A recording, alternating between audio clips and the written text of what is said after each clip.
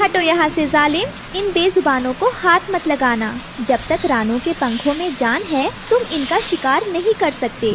रानू उन बच्चों को बचाकर अपने घर ले आई। उसके अपने बच्चे कुकू और गुड़िया उन्हें देखकर हैरान थे। माँ, ये कितने प्यारे हैं, पर क्या बिल्ली और चिड़िया एक साथ रह सकती हैं? रानू ठीक कह रही है बच्चों, मुसीबत के वक्त हाथ बढ़ाना ही सबसे बड़ी इंसानियत है। मैं इनके लिए गर्म दूध और नर्म बिस्तरा तैयार कर देता हूँ। आखिर अब ये भी हमारे परिवार का हिस्सा जो हैं। अरे ये तो बहुत नर्म है। मम्मा देखिए, ये तो खुश होकर पुर पुर कर रही हैं। बेटा, भूख और दर्द का कोई धर्म नहीं होता। आज से ये तुम्हारे भाई बहन हैं। देखो कैसे नीली आंखों से हमें देख रहे हैं। पर रानू को अंदाजा नहीं था कि ये बच्चे अपनी पलकें झपकाते ही करिश्मा कर सकते हैं। अगली सुबह घर के बाहर बिल्ली के बच्चे म्याऊं करते हैं और अचानक हवा में लकड़ी के छोटे छोटे जादुई खिलौने बनने लगते हैं। वाह माँ, देखो बिना कुछ किए ही यहाँ खिलौनों का मेला लग गया। ये खिलौने कहाँ से आ रहे हैं? ये बच्चे साधारण नहीं हैं। इनके पास तो जादुई शक्तियाँ हैं। कालू कौवा और गोरी कौवी दूर से ये सब देख रहे हैं। उनकी आंखों में लालच आ गया। अरे भाई वाह, रानू के पास तो नोट छापने वाली मशीन, मेरा मतलब है जादुई बिल्लियाँ आ गई हैं। गोरी, अगर ये हमारे पास हों तो हम पूरे जंगल को अपना गुलाम बना सकते हैं। सही कहा कालू जी, ये खिलौने नहीं, ये तो सोना है। आज रात हमें इन बच्चों को चुराना होगा। बिल्ली के बच्चों ने खेलते खेलते इतने जादुई खिलौने बना दिए कि वे घर से बाहर निकलकर जंगल के रास्तों को ब्लॉक करने लगे। बड़े बड़े लकड़ी के सैनिक और हाथी पूरे रास्ते में खड़े हो गए हैं, जिससे बाकी पक्षियों का उड़ना मुश्किल हो गया है। अरे ये क्या हो रहा है? ये आसमान में लकड़ी के घोड़े और हाथी कहाँ से आ गए? मेरा तो उड़ना ही मुश्किल हो गया है। बचाओ! रानू बहन, जरा अपने इन नन्हे जादूगरों को रोको। देखो, इन्होंने रास्ते में इतने बड़े बड़े गुब्बारे और सैनिक खड़े कर दिए हैं कि बेचारे छोटे पक्षी अपने घर भी नहीं जा पा रहे। बिल्ली के बच्चे अभी भी मस्ती में थे। रानू दौड़कर उनके पास आती है। बच्चों, बस करो, ठहरो। देखो तुम क्या कर रहे हो। खेलना अच्छी बात है, पर देखो तुम्हारी वजह से हरिया तोता और बंटी भाई कितने परेशान हो रहे हैं। ये खिलौने अब मजा नहीं बल्कि जंगल को नुकसान पहुंचा रहे हैं। बिल्ली के बच्चे उदास होकर म्याऊं करते हैं और अपनी जादुई पूंछ हिलाते हैं। सुनो मेरे प्यारे बच्चों, भगवान ने तुम्हें ये जादुई शक्ति दूसरों की मदद के लिए दी है। याद रखना, हर शक्ति के साथ बड़ी जिम्मेदारी भी आती है। अगर तुम इसे सिर्फ अपनी शरारत के लिए इस्तेमाल करोगे तो सब डर जाएंगे। इसे खेल मत समझो, दूसरों का ख्याल रखना सीखो।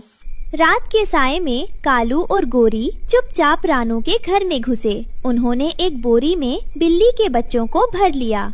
म्याऊं म्याऊं करना बंद करो, अब तुम हमारे लिए जादुई महल बनाओगे।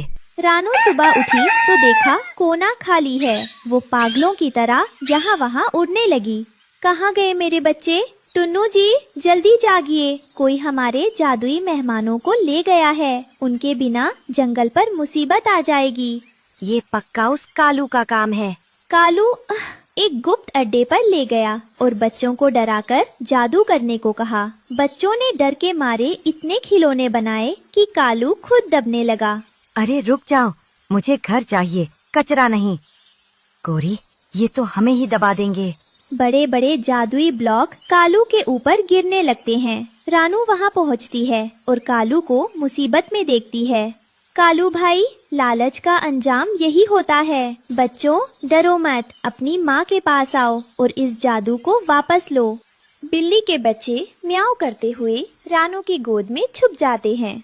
नदी का किनारे पहुंचकर रानू ने बच्चों को समझाया कि शक्ति दूसरों की मदद के लिए होती है, डराने के लिए नहीं। मेरे नन्हे फरिश्तों, अगर तुम अपनी शक्ति को काबू नहीं करोगे तो ये जंगल उजड़ जाएगा। क्या तुम चाहते हो कि तुम्हारी वजह से किसी का घर टूटे? बिल्ली के बच्चे दुखी होकर अपना सिर झुका लेते हैं। अगले दिन रानू के कहने पर बिल्ली के बच्चों ने अपनी शक्ति का सही इस्तेमाल किया और सारे जादुई खिलौनों को सुंदर छोटे घरों में बदल दिया, जहाँ बेघर पक्षी रह सकें। रानू बहन, तुमने तो कमाल कर दिया। इन बच्चों ने तो जंगल का रूप ही बदल दिया। कालू तो डर गया था, पर गोरी कौवी अभी भी हार मान नहीं रही थी। उसने बिल्ली के बच्चों के लिए एक जहरीला जाल बिछाया। अगर ये मेरे नहीं हो सकते तो रानू के भी नहीं रहेंगे। गोरी ने जादुई बच्चों को लालच देकर बाहर बुलाया। आओ नन्हे जादूगरों, देखो मैं तुम्हारे लिए क्या लाई हूँ। बाहर आओ और इस सुंदर गेंद के साथ खेलो।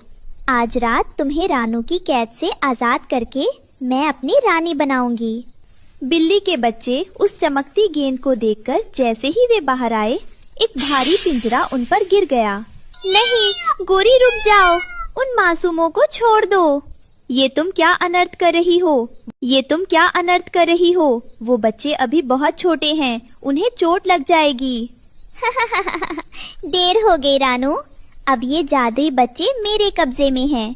अब मैं इनकी शक्ति से इस जंगल की मालकिन बनूंगी और तुझे इस जंगल से धक्का मारकर निकाल दूंगी।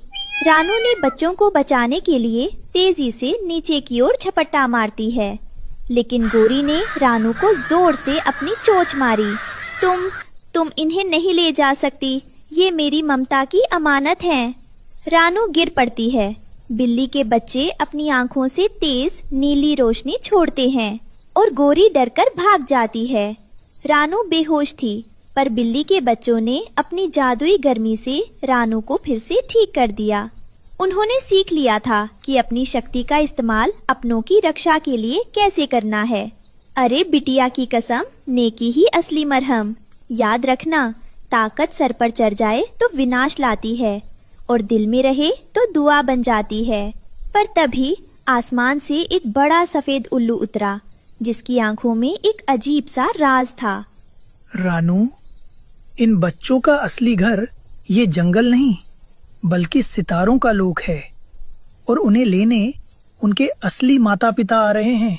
क्या रानू को इन बच्चों से बिछड़ना होगा? इस कहानी से हमें सीख मिलती है कि शक्ति का सही उपयोग और जिम्मेदारी ही हमें बड़ा बनाती है।